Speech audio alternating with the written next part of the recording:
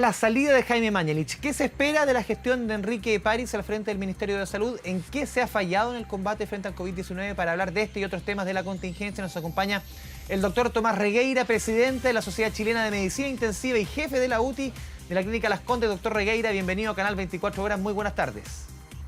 Buenas tardes, ¿cómo estás? Bien, usted, doctor, lo veíamos ayer en el primer balance realizado por el nuevo ministro de Salud, Enrique París. ¿Es una señal el abrir este balance, la discusión, justamente esa puesta en escena a otros actores?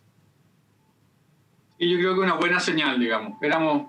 Somos varios actores que queríamos poder manifestarle al ministro, ¿no es cierto?, nuestro parecer.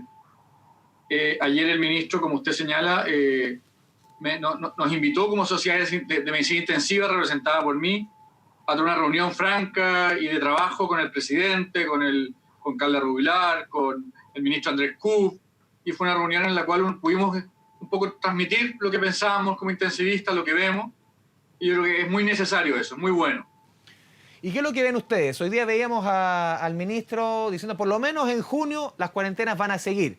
Quizás como autoridad no lo va a asegurar, pero muchos expertos, muchos epidemiólogos, doctores como ustedes dicen, por lo menos julio también la cosa se ve bastante oscura para levantar la cuarentena. ¿Cómo ve usted el panorama de esta medida sanitaria, por lo menos en la región metropolitana?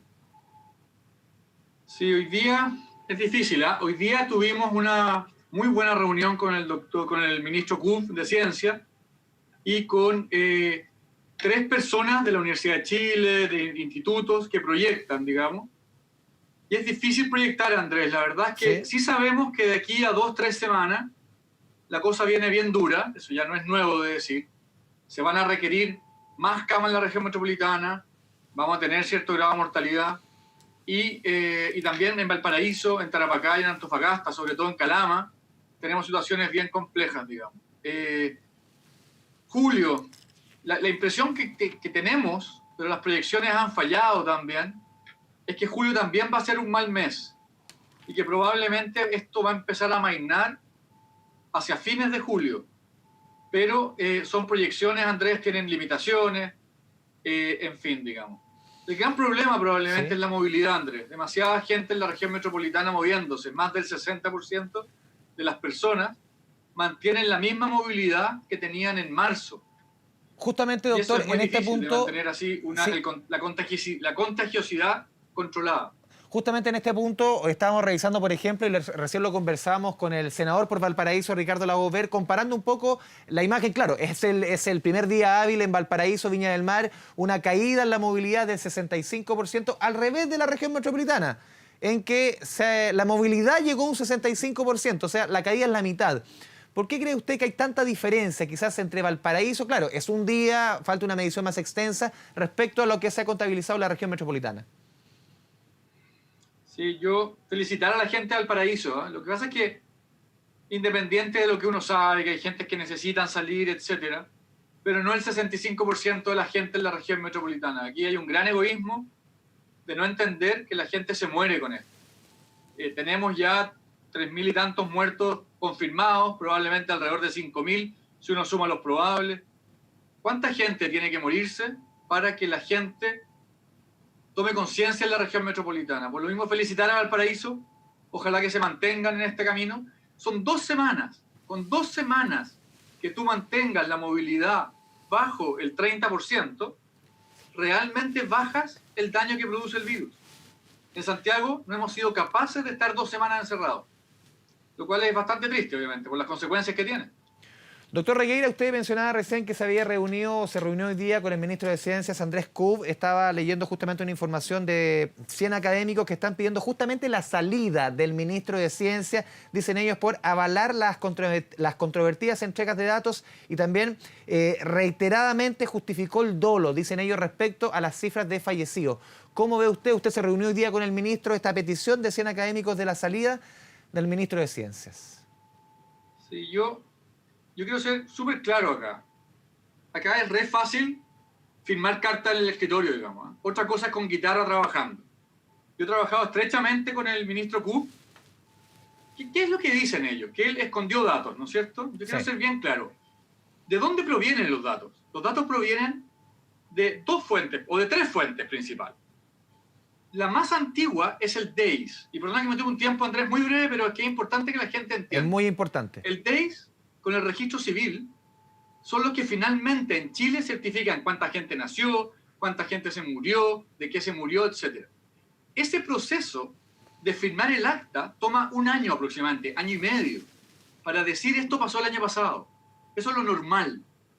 Después, en pandemia, el ministro recibe información de Epivigilia, Sí. que es el reporte directo que hacen los centros al ministerio, a UGCC. ¿De acuerdo?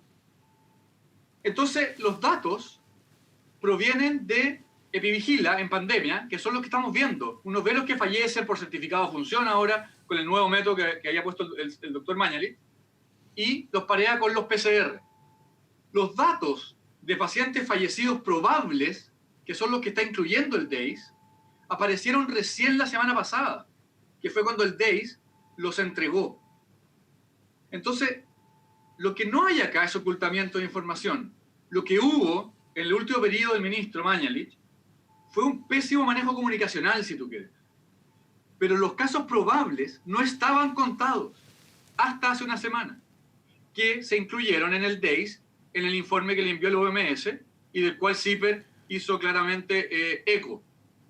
Doctor. Así que yo quiero en ese sentido decir que el ministro Cube no tenía los datos ni los estaba escondiendo. Y en ese sentido, darle un respaldo porque ha hecho un trabajo enorme. Él podría estar tranquilito, trabajando con Fondesit, con proyectos de investigación, y decidió involucrar al Ministerio de Ciencia en el control y consejo a la pandemia, digamos. Así que esa es mi opinión. Sí, usted mencionaba justamente, doctor, y aquí le pregunto desde la absoluta también ignorancia en el tema. Usted mencionaba hace una semana se entregaron estos resultados, estos números del DEIS. ¿No había ninguna forma que alguna autoridad conociera esos datos antes, tuviera quizás un preinforme o algo así para ayudar a transparentar? Justamente cuando las papas quemaban en torno derechamente en la discusión sobre las cifras de fallecidos, haber transparentado esa información antes o derechamente antes de ese día que usted marca, que es hace una semana. ¿No había forma como la autoridad pudiese saber de esos datos, un preinforme, algo? Mira, Andrés, a ver, hay dos temas, diría yo. Lo Sí. primero es que la famosa OMS efectivamente le pide a todos los países que le reporten fallecidos confirmados, o sea, PCR positiva, y fallecidos probables, que es lo que hace Chile también. Pero la OMS también publica solamente los casos confirmados, como lo estaba haciendo el ministro Mañalich.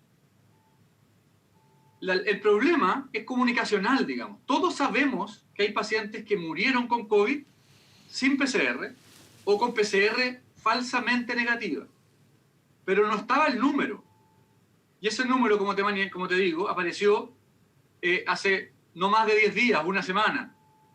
Y se manejó mal, se manejó muy mal, por supuesto.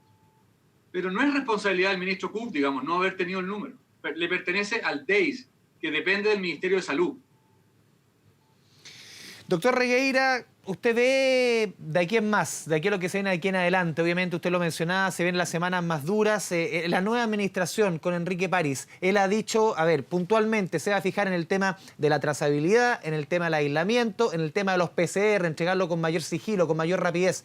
Esos tres puntos fundamentales, sobre todo me quedo en la trazabilidad y en el aislamiento. ¿Estaban siendo las patas cojas de esta mesa? A ver, Andrés, yo soy intensivista, ojo, no soy epidemiólogo. Ciertamente es deseable que el Estado, digamos, tenga la fuerza de poder pesquisar todos los contactos positivos, o sea, todos los pacientes positivos y sus contactos estrechos y aislarlos. Eso hay que hacerlo con mucha fuerza, sobre todo en la atención primaria, como se ha dicho, pero también hay que entender que son 5.000, 6.000 contactos diarios. O sea, con positivos diarios, más un contacto estrecho. También es muy difícil hacerlo, digamos. La opinión nuestra como intensivistas, muy simple, digamos, si tú quieres, es pedirle al gobierno, al Estado, que disminuya la movilidad en la región metropolitana. La trazabilidad, por supuesto que es necesaria, el testeo es fundamental, pero objetivamente es muy difícil aislar 6.000 casos diarios. No sé si me explico bien. Sí.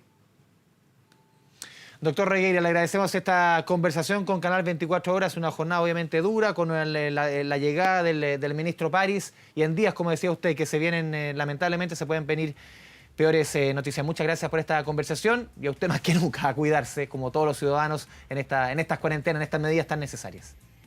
Gracias, que estés bien, Andrés, gracias. Igualmente.